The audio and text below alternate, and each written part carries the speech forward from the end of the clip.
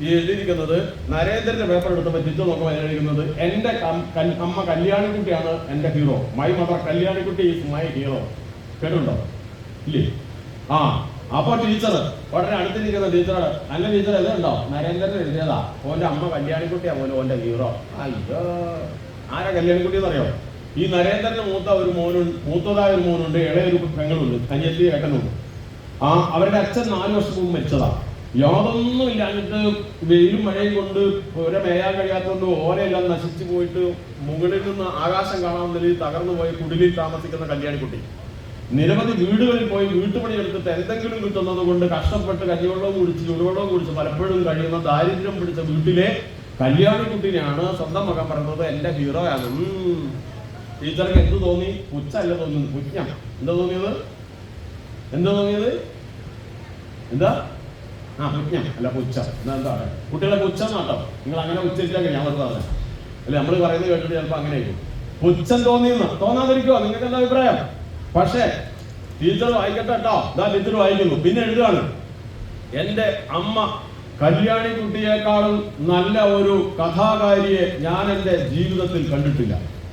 എന്റെ അമ്മ കല്യാണിക്കുട്ടിയേക്കാളും നല്ലൊരു പാട്ടുകാരിയെ ഞാൻ എൻ്റെ ജീവിതത്തിൽ കണ്ടിട്ടില്ല. അങ്ങനെ എഴുതുകയാണ്. എന്നിട്ട് കുട്ടി തുടർന്ന് എഴുതുകയാണ്, എന്റെ അനിയത്തി കുട്ടി വിശന്ന് വലഞ്ഞ് വാവിട്ട് കരയുമ്പോൾ ആ കുട്ടിയെ എടുത്തുകൊണ്ടുപോയി തുണിത്തൊട്ടിലിൽ കിടത്തി താരാട്ടുപാട്ട് പാടി നിമിഷ നേരം കൊണ്ട് അവളുടെ കരച്ചിലടക്ക് ഉറക്കുന്ന എന്റെ അമ്മയുടെ പാട്ടിനേക്കാൾ നല്ലൊരു പാട്ട് അഥവാ അങ്ങനെ ഒരു നല്ല പാട്ടുകാരിയെ ഞാൻ എൻ്റെ ജീവിതത്തിൽ കണ്ടിട്ടില്ല. എന്റെ അമ്മയേക്കാൾ നല്ലൊരു കഥാകാരിയെ എന്റെ ജീവിതത്തിൽ ഞാൻ കണ്ടിട്ടില്ല. ഞങ്ങൾ ഭക്ഷണം കഴിക്കാതെ വിശന്ന് വലഞ്ഞു കിടക്കുമ്പോ ഞങ്ങൾക്ക് ചൂടുവെള്ളവും തന്ന് പായയിൽ കിടത്തിയിട്ട് അടുത്തിരുന്ന് ഞങ്ങളെ തട്ടി ഉറക്കുന്ന കൂട്ടത്തിൽ മനോഹരമായ പുരാണ കഥകൾ എന്റെ അമ്മ ഞങ്ങൾക്ക് പറഞ്ഞു തന്നിരുന്നു. എന്റെ അമ്മയെക്കാളും നല്ലൊരു കഥാകാരിയെ എന്റെ ജീവിതത്തിൽ ഞാൻ കണ്ടിട്ടില്ല. എന്റെ അമ്മയെക്കാളും നല്ലൊരു കലാകാരിയെ മാത്രമല്ല ഒരു ശില്പിയെ, എന്റെ അമ്മയെക്കാളും നല്ലൊരു ശില്പിയെ എന്റെ ജീവിതത്തിൽ ഞാൻ കണ്ടിട്ടില്ല. നിരവധി വീടുകളിൽ പോയി ജോലി ചെയ്ത ശേഷം കിട്ടുന്ന പച്ചരി കൊണ്ടുവന്ന് വെള്ളത്തിലിട്ട് കുതിർത്തി ഇടിച്ചു പൊടിച്ച് സ്റ്റീൽ പ്ലേറ്റ് കമഴ്ത്തി വെച്ചിട്ട് ഗ്ലാസ് കൊണ്ട് പരത്തി വിവിധ ആകൃതിയിലുള്ള പലഹാരങ്ങൾ ഞങ്ങൾക്ക് ഉണ്ടാക്കി തരുന്ന എന്റെ അമ്മയെക്കാളും നല്ലൊരു ശില്പിയെ ഞാൻ കണ്ടിട്ടില്ല. അതേപോലെ ഞങ്ങൾ വിശന്നു വലഞ്ഞു കിടക്കുമ്പോ ഒന്നും തരാനില്ലാത്ത സമയത്ത് ആ അമ്മയുടെ കണ്ണു നിറയുമ്പോൾ ഞങ്ങൾ കാണാതെ അക്കത്താകാശത്തേക്ക് നോക്കിക്കിടക്കുന്ന അമ്മ ഞങ്ങൾ കാണാതിരിക്കുവാൻ ആ കണ്ണുനീർ മറച്ചു വെച്ച് അഭിനയിക്കുന്ന എന്റെ അമ്മയെക്കാളും നല്ലൊരു അഭിനേത്രിയെ ഞാൻ എന്റെ ജീവിതത്തിൽ കണ്ടിട്ടില്ല എന്നാണ്. പുച്ഛം തോന്നിയ ടീച്ചറുടെ കണ്ണുകൾ നിറഞ്ഞൊഴുകാൻ തുടങ്ങി. അവരുടെ ആ കുട്ടിയുടെ പേപ്പർ കണ്ണുനീർ തുള്ളികൾ വീണ് പടരുകയാണ്. അങ്ങനെ ആ ടീച്ചർ വീണ്ടും വായിച്ച് താഴേക്ക് കുട്ടി എഴുതുകയാണ്, എന്റെ അച്ഛൻ ഞാൻ 4ാം ക്ലാസ്സിൽ പഠിക്കുമ്പോൾ 5ാം ക്ലാസ്സിൽ പഠിക്കുമ്പോൾ മരിച്ചു പോയതാണ്. എന്റെ അച്ഛനെക്കാളും നല്ലൊരു കായികാഭ്യാസിയെ ഞാൻ കണ്ടിട്ടില്ല. ദൂരസ്ഥലങ്ങളിൽ കൂലിപ്പണിക്ക് പോയിട്ട് വീട്ടിലെത്തി വീണ്ടും ഭക്ഷണം കഴിച്ചു കുളിച്ച ശേഷം തൊട്ടയലത്തെ പറമ്പിൽ മല പോലെ കൂട്ടിയിട്ടിരിക്കുന്ന നാളികേരം പൊടിച്ചു കൂട്ടുന്ന, മല പോലെ കിടക്കുന്ന നാളികേരം പൊടിച്ചു കൂട്ടുന്ന എന്റെ അച്ഛനെ പോലൊരു കായികാഭ്യാസിയെ ഞാൻ കണ്ടിട്ടില്ല. ഭഗവാനെ, ഇനിയും എനിക്കൊരു ജന്മമുണ്ടെങ്കിൽ എന്റെ ഏട്ടൻ അനുജനായി, അനുജത്തി കേട്ടനായി, എന്റെ അച്ഛനും അമ്മയ്ക്കും മകനായി ഈ വീട്ടിൽ തന്നെ എനിക്ക് പിറക്കണം. ഇതാണ് എന്റെ മോഹം എന്ന് വായിച്ചു തീർത്തപ്പോൾ ടീച്ചർക്ക് സഹിക്കാൻ കഴിയാതെ പിടിച്ചു നിൽക്കാൻ കഴിയാതായി പോയി. ടീച്ചറുടെ ഇടങ്കൈ അപ്പോൾ ഇരിക്കുന്നവരുടെ വയറിന്മേലാണ്. അവർ അറിയാതെ പറഞ്ഞുപോയി, ഭഗവാനെ, ഒരു കുഞ്ഞിക്കാല് കാണാൻ കഴിഞ്ഞ 15 വർഷമായി ഞാൻ പ്രാർത്ഥനയോടെ കാത്തിരിക്കുകയാണ്. ഈ നരേന്ദ്രനെ നീ എനിക്ക് മകനായി തന്നില്ലല്ലോ എന്ന് പ്രാർത്ഥിച്ചു പോയി. ഇനി ഭക്തജനങ്ങളെ, എങ്ങനെയാണ് ഈ ഇടിഞ്ഞു പൊഴിഞ്ഞു വീഴാറായ കുടിലവന് സ്വർഗമായത്? കാഴ്ചയിൽ ഭംഗിയില്ലാത്ത കൂലിപ്പണിക്കാരിയായ അമ്മ കൺമുന്നിൽ ദൈവമായത് എങ്ങനെയാണ് നിങ്ങൾക്കറിയാമോ? അതിൽ പറഞ്ഞിരുന്നു, എന്റെ അമ്മയെക്കാളും നല്ലൊരു കഥാകാരിയെ ഞാൻ എന്റെ ജീവിതത്തിൽ കണ്ടിട്ടില്ല. മനസ്സിലായോ?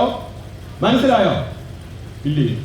ആ അമ്മ വിശന്ന് കിടക്കുന്ന കുഞ്ഞുങ്ങൾക്ക് എന്താ കൊടുത്തത്? ഈ പുരാണത്തിൽ നമ്മൾ പറഞ്ഞ പുരാണ ദിവസങ്ങളിൽ മനുഷ്യനെ മഹത്വത്തിലേക്ക് ഉയർത്തുന്ന സത്യത്തിന്റെ, സ്നേഹത്തിന്റെ ആരൂപങ്ങളായി മനുഷ്യനെ മാറ്റിമറിക്കുന്ന മനോഹരങ്ങളായ കഥ പറയാൻ അമ്മ സമയം കണ്ടെത്തി. സീരിയൽ കാണാനല്ലായിരുന്നു. എന്തായിരുന്നു? ഏതായിരുന്നു? ഉപ്പും മുളകും അല്ല, മല്ലി മുളകും അല്ല. പിന്നെയോ അവര് മിണ്ടുന്നില്ല സാർ, ഇവര് മിണ്ടുന്നില്ല. സമ്മതിച്ചോ? അപ്പൊ നമ്മുടെ ഈ പ്രവൃത്തിയുടെ ഗുണം നിങ്ങൾ മനസ്സിലായോ? ഇങ്ങനെ ഒരുപാടുണ്ട്. ഞാൻ അവസാനിപ്പിക്കുകയാണ്. ഒരു സ്കൂളിൽ നടന്ന ഒരു കാര്യം കൂടെ പറഞ്ഞേക്കാം. ഞങ്ങളൊക്കെ സ്കൂളിലെ ആൾക്കാരാണ്, നമ്മളൊക്കെ സ്കൂളാണ്. അപ്പൊ എന്താണ്, ഒരു സ്കൂളിൽ വിഷു സമയത്ത് ക്ലാസ്സിൽ പഠിക്കുന്ന ഒരു റീന എന്ന് പറയുന്നൊരു കുട്ടി, ആ കുട്ടിയുടെ അമ്മ കുറേ ദിവസമായിട്ട് ആശുപത്രിയില്ല, വീട്ടിലൊന്നുമില്ല, വളരെ പട്ടിണിയില്ല, ചികിത്സിക്കാൻ തന്നെ പൈസയില്ല. അപ്പൊ വിഷു എല്ലാവരും ആഘോഷിക്കുമ്പോൾ ഈ കുട്ടിയുടെ വീട്ടില് ഒന്നും ഉണ്ടാവില്ലല്ലോ. അപ്പൊ ഈ നല്ലൊരു മാഷുണ്ടായിരുന്നു. ഈ മാഷും നമ്മളെ പോലെ അത്യാവശ്യം അധ്യാപക കാര്യങ്ങളൊക്കെ പഠിച്ചിട്ടുള്ള നല്ലൊരു മനുഷ്യനാണ്. അങ്ങനെയുള്ളവരെ നല്ല അധ്യാപകരാകാൻ പറ്റുള്ളൂ. അപ്പൊ അദ്ദേഹം വിചാരിച്ച് ഈ കുട്ടിനെ എങ്ങനെയെങ്കിലും സഹായിക്കണം. പക്ഷേ ഈ 9ാം ക്ലാസ്സിലൊക്കെ പഠിക്കുന്ന കുട്ടിക്ക് എല്ലാവരും കൂടെ ചേർന്നൊരു പൈസ കൊടുത്താൽ ആ കുട്ടിക്ക് മാനക്കേടല്ലേ? ആണോ? എല്ലാവരും ഒരു അവമാനിക്കുന്നൊന്നുമില്ല. കുട്ടിക്ക് അത് ചിലപ്പോൾ വിഷമാവും. കുട്ടിന്റെ മനസ്സ് വേദനിപ്പിക്കണം വിചാരിച്ചിട്ട് അധ്യാപകൻ ആലോചിച്ചിട്ട് വിദ്യയുണ്ട്. മക്കളെ, ഹലോ വിഷു വരെയല്ലേ? നമ്മളിപ്പോ 49 കുട്ടികളില്ലേ? ഇല്ലേ? നമുക്ക് ഒരാൾക്ക് ഒരു വിഷു കൈനീട്ട സമ്മാനമായിട്ട് കൊടുക്കാമെന്ന് നിങ്ങൾക്ക് യോജിപ്പുണ്ടോ? ആ, കൊടുക്കാം സാർ. എങ്ങനെ കൊടുക്കാം? എല്ലാവരും 100 രൂപ കൊണ്ടുവരാ, ഞാനും കൊണ്ടുവരാം 100. അപ്പൊ 5000 ആവൂലേ? 49 ഞാൻ കൊണ്ട് 100 കൊടുത്താൽ 5000 ആവൂലേ? ആവോ? എന്നിട്ട് നമുക്ക് നറുക്കിട്ട് ഒരാൾക്ക് കൊടുക്കാൻ പറ്റുമോ? പറ്റൂലേ? നിങ്ങൾ കൂടൂല? തരുമോ? ആ, എന്നാ നമുക്കൊരു കാര്യം, നാളെ എല്ലാവരും വീട്ടിൽ പറഞ്ഞിട്ട് 100 രൂപ കൊണ്ടുവരാം. Okay sir. അങ്ങനെ പിറ്റേ ദിവസം എല്ലാവരും 100 രൂപ കൊണ്ടുവന്നു. മാഷ് 2 പെട്ടി ക്ലാസ്സിൽ വെച്ചു. ഒരു പെട്ടിയിൽ പൈസ ഇടാൻ പറഞ്ഞു, അടുത്ത പെട്ടിയിൽ പേരെഴുതിക്കൊള്ളാൻ പറഞ്ഞു. നറുക്കെടുക്കുന്നതാണ്. ഈ പേരെഴുതിയിട്ട് എന്ത് ചെയ്യും? നറുക്കെടുക്കും. അപ്പൊ എല്ലാവരും എന്ത് ചെയ്യണം? പേരെഴുതിയിട്ട് ആ പെട്ടിയിൽ. അങ്ങനെ പൈസ ഇട്ട് കഴിഞ്ഞു. മാഷ് 100 ഇട്ടു. എല്ലാം കഴിഞ്ഞിട്ട് നറുക്കെടുക്കാൻ ഒരു കുട്ടിനെ വിളിച്ചെടുത്തോളാൻ പറഞ്ഞു. മാഷ് പിന്നിൽ നിന്ന് പ്രാർത്ഥിക്കുന്നുണ്ട്, ഭഗവാനെ ഈ കുട്ടിക്ക് തന്നെ കിട്ടണേ. പക്ഷെ പറയാൻ പറ്റത്തില്ല. അങ്ങനെ നമ്മൾ പറഞ്ഞ നറുക്കെടുത്തു. മാഷ് വായിച്ചു, റീന. മാഷ് ആഗ്രഹിച്ചത് ആ കുട്ടിയല്ലേ? ആ കുട്ടിക്ക് മാഷ് മനസ്സ് പറഞ്ഞ് പ്രാർത്ഥിച്ചു, ഭഗവാനെ എന്റെ ആഗ്രഹം സാധിച്ചല്ലോ. ആ പൈസ കുട്ടിക്ക് എണ്ണി സമ്മാനം കൊടുത്ത് എല്ലാവരും കൈയടിച്ചു. മാഷ് പെട്ടിയും എടുത്ത് സ്റ്റാഫ് റൂമിൽ പോയി. മാഷൊക്കെ വല്ലാത്തൊരു വെപ്രാളാണ്. മാഷ് ഈ പേരെഴുതിയ പെട്ടി പൊട്ടിച്ചു. എന്തിനാണെന്നറിയോ? പെട്ടി പൊട്ടിച്ച് എത്ര പേരെഴുതിയെന്ന് അറിയണ്ടേ? പെട്ടി പൊട്ടിച്ച് 1 റീന, 2 റീന, 3 റീന, 49 റീന, 48 റീന, 49 കുട്ടിയുടെ പേരാ. ഹലോ, എന്താ സംഭവിച്ചത്? മുഴുവൻ കുട്ടികളും ആ കുഞ്ഞിന്റെ പേരെഴുതി. എന്തുകൊണ്ടായിരിക്കും ഈ 48 കുട്ടികളും അല്ലെ 49 കുട്ടികളും ഇങ്ങനെ മനുഷ്യത്വമുള്ളവരായി ദയാലുക്കളായി മാറിയത്? ആ അധ്യാപകന്റെ ഗുണമാണ്. പിടികിട്ടിയോ? ഇല്ല. അപ്പൊ അധ്യാപകൻ ഒരു കുപ്പി പാലിനകത്ത് ഒരു കുപ്പി വെള്ളം കൂടി ചേർത്താൽ 2 കുപ്പിയാകും, ഇരട്ടി പൈസ കിട്ടുമെന്നാണ് പഠിച്ചത്. പൈസ കുറഞ്ഞാലും പാലിന് വെള്ളം ചേർക്കരുതെന്നാണ് പഠിച്ചത്. പിടികിട്ടിയോ കുഞ്ഞെ? അപ്പൊ ഇതുപോലെ നമ്മുടെ പുരാണ ഇതിഹാസങ്ങളിലെ അതിമനോഹരങ്ങളും ഉത്കൃഷ്ടങ്ങളുമായിട്ടുള്ള മൂല്യങ്ങൾ സമൂഹത്തിന് പകർന്നു നൽകിയാൽ മനുഷ്യരൊക്കെ എന്താവും? മാവേലി നാടുവാണിടുകാലം. മനുഷ്യരെല്ലാം ജീവിച്ചാലുണ്ടാവും. എന്താണ്? കള്ളവുമില്ല, ചതിയുമില്ല, എള്ളോളമില്ല, പൊളിവചനം. ശരിയാണോ? അങ്ങനത്തെ നല്ല നാടുണ്ടാവണ്ടേ? ആ സന്തോഷം നിറഞ്ഞ നല്ലൊരു നാട് കലിയുഗത്തിലും ഭൂമിയിൽ മനുഷ്യ സമൂഹത്തിന് ഉണ്ടാകണേ എന്ന പ്രാർത്ഥനയോടെയാണ് ആയിരങ്ങൾ തപസ്സിരുന്ന് വേദവ്യാസ മഹർഷി ഇത്രയും പുണ്യമായ ഈ ഭാഗവതം ഉൾപ്പെടെയുള്ള നേരത്തെ നമ്മൾ പറഞ്ഞ 11 ലക്ഷത്തോളം ശ്ലോകങ്ങളുള്ള മഹത് ഗ്രന്ഥങ്ങൾ നമുക്ക് തന്നത്. ആ ഗ്രന്ഥങ്ങളൊക്കെ നിങ്ങളുടെ വീട്ടിലുണ്ടോ? ഒരു കുട്ടീനോട് ഞാൻ ചോദിച്ചു, വീട്ടിൽ രാമായണം ഉണ്ടോ? കുട്ടി പറഞ്ഞുണ്ട്. എവിടെയാണ്? അതുണ്ട്, അവിടെ വീട്ടിലുണ്ട്. അതിനകത്ത് എന്താ ഉള്ളത് മോനെ? അറിയാമോ? ഉണ്ട്, അച്ഛൻ്റെ ഐഡന്റിറ്റി കാർഡ് ഉണ്ട്, ആധാർ കാർഡ് ഉണ്ട്, റേഷൻ കാർഡ് ഉണ്ട്, എല്ലാം ഉണ്ട്. ഗ്യാസിന്റെ പാസ്ബുക്ക് വരെയുണ്ട്. പോരെ? അത് മതിയോ? പോരാ നിങ്ങൾ പറയേ. ഹലോ അത് മതിയോ? ഇവര് മിണ്ടുന്നില്ലല്ലോ. അല്ലാങ്ങനെ സിനിമയിലുള്ള ഒരു ഭാര്യയുടെ കുട്ടി മിണ്ടുന്നില്ലേ? ഞാൻ നിർത്തണമെങ്കിൽ ഇപ്പൊ പറയും. ആഴ്ചയിൽ ഒരു ദിവസമെങ്കിലും ഏതെങ്കിലും ഇതുപോലുള്ള ഒരു ഗ്രന്ഥത്തിന്റെ ഒരു പേജ് വായിക്കാൻ നമ്മുടെ ഒരു കൈവക്കും. ആഴ്ച ഒരു ദിവസം ഞാൻ ചോദിച്ചുള്ളൂ. ഇതുപോലെ നമ്മുടെ ജീവിതത്തെ മാറ്റിമറിക്കാൻ നമ്മുടെ മക്കളെ, ഞാൻ പറഞ്ഞില്ലേ, ഓലക്കുടിയിൽ കിടന്ന് കുഞ്ഞിനും ആ വീട് സ്വർഗമായിരുന്നു, അവരുടെ അമ്മ അവനും ദൈവമായിരുന്നു. അങ്ങനെ നിങ്ങളെ കാണണ്ടേ? വേണ്ടേ? വൃദ്ധസദനം വേറെ ഉണ്ട് കേട്ടോ, പേടിക്കണ്ട. അവനെ വായിക്കണ്ട, അവിടെ കൊണ്ടാക്കിക്കോളും. എവിടെയാക്കണ്ടേ? എവിടെയുണ്ട്? വേണ്ടല്ലോ. ഉറപ്പാണോ? കൈവക്ക്.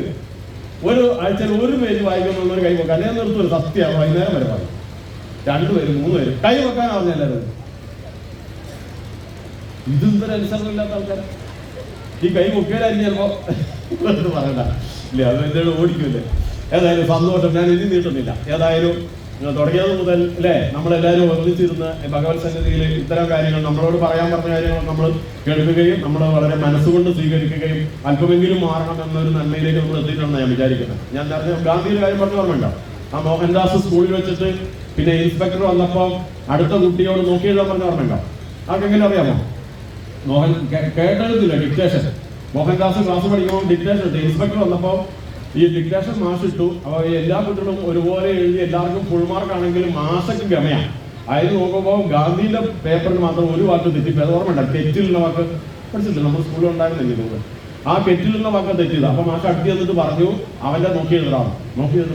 അപ്പം ഗാന്ധിയുടെ മനസ്സിൽ പറഞ്ഞു പറ്റൂല സാറേ, ഞാൻ എഴുതുന്നില്ല. അത് എവിടെ നിന്നാണ് കിട്ടിയത്? ഞാൻ കോപ്പ് അടിക്കൂലെന്ന് ധരിച്ചത് നാടകം ഓർമ്മയില്ലേ?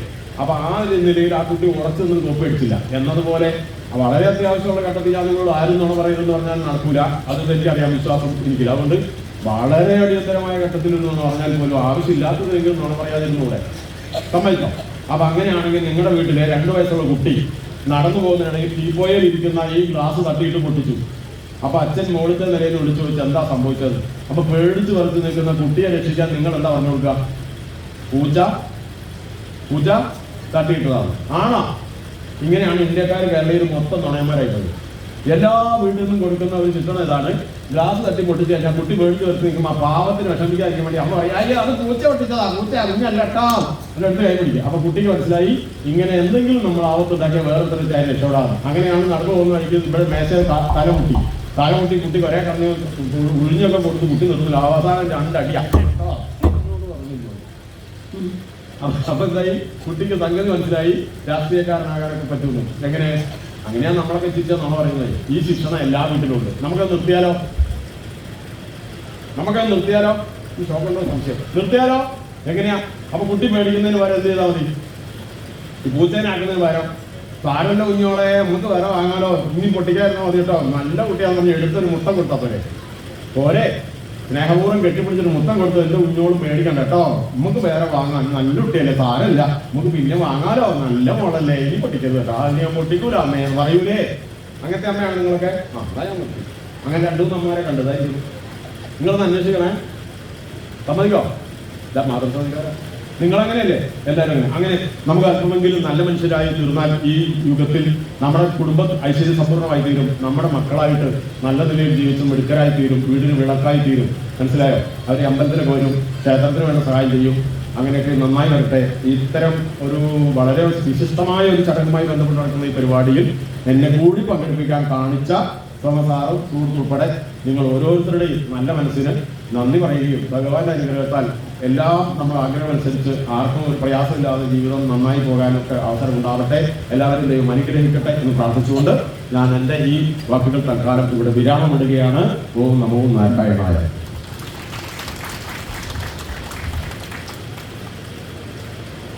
വളരെ ഗംഭീരമായ ഒരു പ്രഭാഷണം നടത്തിയ ശ്രീ മുരളീധരൻ മാസ്റ്റർക്ക് നമ്മുടെ കമ്മിറ്റിക്ക് വേണ്ടി ഉപഹാരം സമർപ്പിക്കുന്നതിന്